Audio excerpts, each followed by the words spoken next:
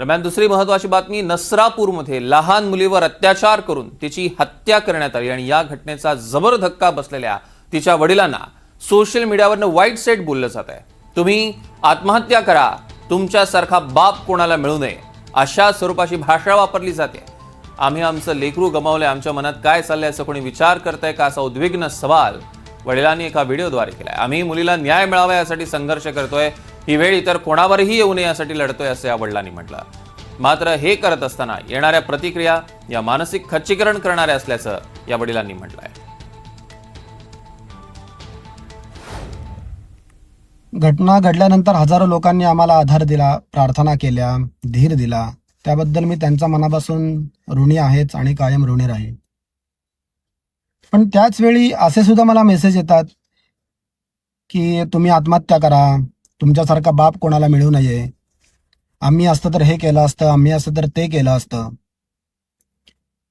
आम्ही त्याला गोळ्या घातल्या असत्या, मारलं असतं।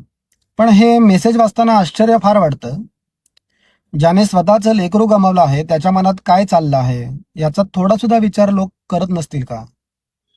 मी कोणावर राग व्यक्त करत नाहीये, पण एक विनंती नक्की करतो व्हिडिओच्या माध्यमातून की मतभेद असू शकतात, टीका असू शकतात, पण कृपया अशा प्रसंगात किमान आपल्या शब्दांची तरी जबाबदारी घ्या।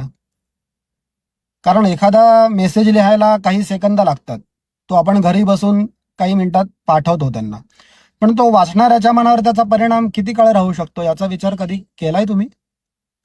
मी काय परिपूर्ण बाप नाहीये, कोणताही माणूस परिपूर्ण नसतो, पण माझ्या मुलीवर प्रेम केलं नाही किंवा तिच्यासाठी लढलो नाही असं मात्र कोणीही म्हणू शकणार नाही। आजही आम्ही न्यायाच्या प्रतीक्षेत आहोत आणि पुढेही कायदेशीर मार्गाने ही लढाई सुरू ठेवणार आहोत। पुण्याहून अजिंक्य धायगुडे आपले प्रतिनिधी आपल्यासोबत जोडले गेले आहेत। अजिंक्य, आपण बघतो एका वडिलांची उद्विग्न प्रतिक्रिया आपण बघितली, लोकांची काय मानसिकता झालेली आहे अजिंक्य?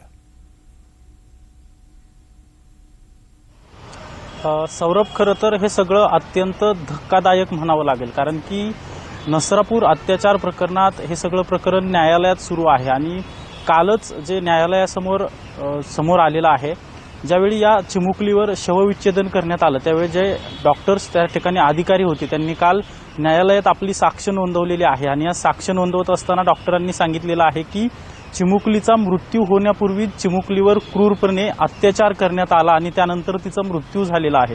मी यासाठी हे सगळं सांगतोय की ज्या कुटुंबावर हा सगळा मोठा दुःखाचा डोंगर कोसळला, हे कुटुंब यातून सावरतंय आणि न्यायालयीन लढा लढत आहेत। या सगळ्या प्रकरणाची सुनावणी जी आहे ती डे टू डे सुनावणी सुरू आहे, इन कॅमेरा सुनावणी आहे। जवळपास 80 ते 82 या सगळ्या प्रकरणात साक्षीदार आहेत, त्यापैकी 30 साक्षीदारांची साक्षी देखील नोंदवण्यात आलेली आहे। फास्ट ट्रॅकवर हे सगळं प्रकरण सुरू आहे। मात्र या चिमुकलीचे आई बाबा जे आहेत ते या सगळ्या दुःखातून सावरून आता या न्यायालयीन लढ्यासाठी समोर येत आहेत।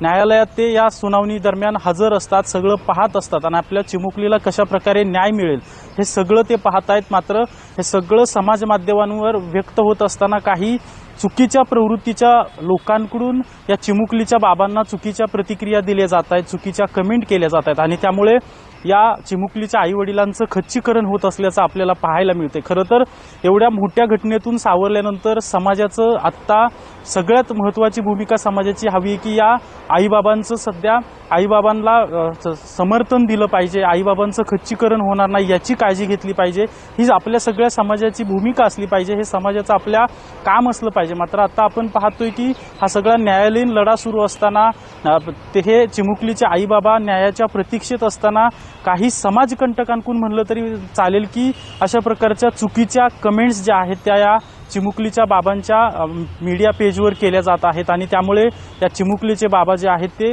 उद्विग्न झाल्याचं आपल्याला पाहायला मिळते। मात्र ते वारंवार सांगतायत की या सगळ्या घटनेमध्ये माझं बाळ गेलेलं आहे, मात्र अशी वेळ दुसऱ्या कुठल्या बाळावर येऊ नये यासाठी आम्ही संघर्ष करतोय, आम्ही न्यायालयीन लढाई लढतोय।